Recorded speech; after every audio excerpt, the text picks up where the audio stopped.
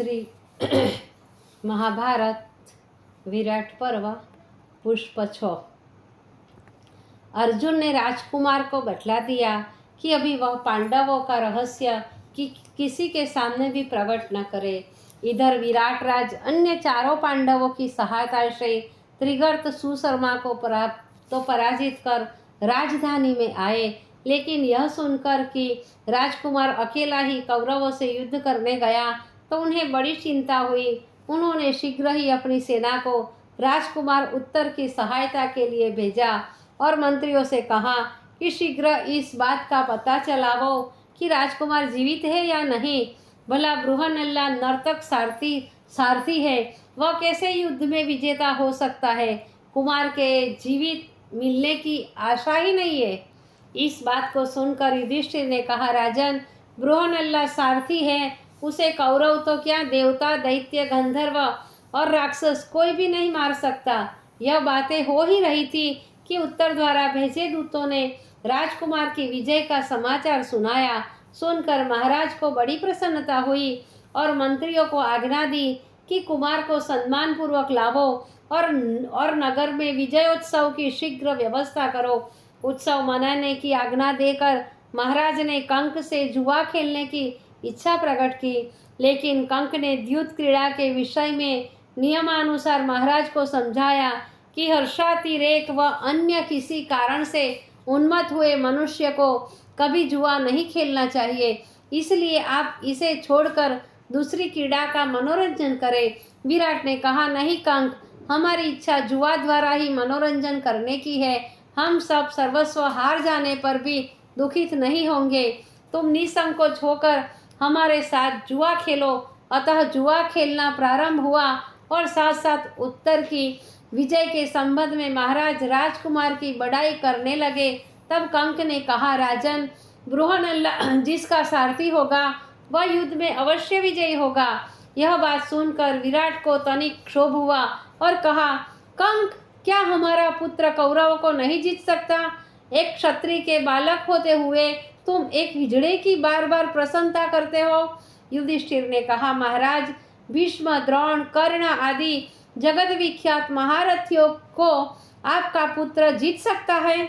इस बात से महाराज को अत्यंत क्रोध आया और पासे उठाकर युधिष्ठिर के मुंह पर मारे। नाक में चोट लग जाने के कारण नाक से रक्त पृथ्वी पर गिरने से पहले ही युधिष्ठिर ने अपनी अंचली से उसे रोक लिया। उस समय द्रौपदी भी वहीं खड़ी हुई थी। वह शीघ्र ही एक सोने का कटोरा ले आई और नाक के नीचे लगाकर रक्त उसमें ले लिया। इतने ही में द्वारपाल ने आकर सूचना दी कि राजकुमार उत्तर अपने सारथी बृहन्नला के साथ आ रहे हैं। राजा ने बड़ी उत्सुकता व प्रसन्नता के साथ उन्हें लाने की आज्ञा दी। युधिष्ठिर ने द्वारपाल को एकांत में ले जाकर समझाया कि बृहन्नला को उत्तर के साथ मत लाना, कुछ समय पश्चात लाना, क्योंकि वह अकारण ही हमारी नाक से रक्त बहता हुआ देख लेगा तो फिर मत्स्यराज का व राजा का बचना मुश्किल हो जाएगा। द्वारपाल ने ऐसा ही किया। पहले राजकुमार उत्तर ने आकर महाराज के चरण स्पर्श किए और कंक को प्रणाम किया। कंक की नाक से रक्त बहता हुआ देखकर कुमार ने घबराकर पूछा, इन्हें मारने का यह गुरु अपराध किसने किया है? राजा ने कहा, कुमार, तुम्हारी विजय का समाचार पाकर हमें बड़ी प्रसन्नता हुई और प्रसंगवश तुम्हारी प्रशंसा भी करने लगे। लेकिन हठी व दुराग्रही कंक ने हमारी बात का तिरस्कार कर उस नपुंसक बृहन्नला की प्रशंसा की। मैंने ही इसे मारा है।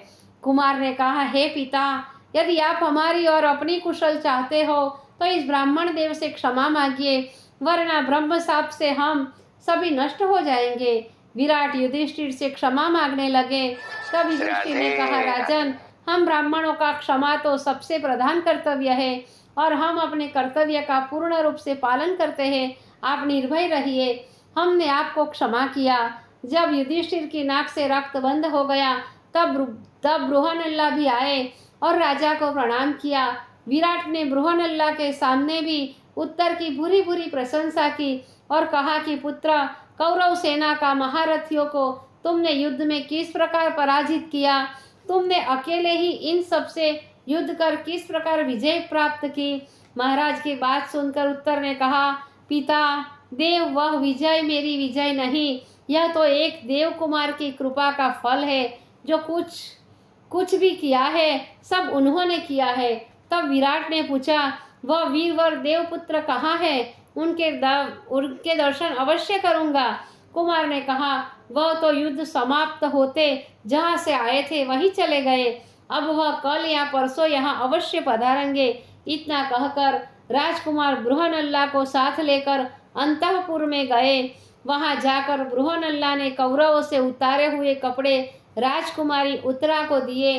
बृहनल्ला ने रात्रि को कंक से अपने वास्तविक रूप में प्रकट होने की मंत्रणा की।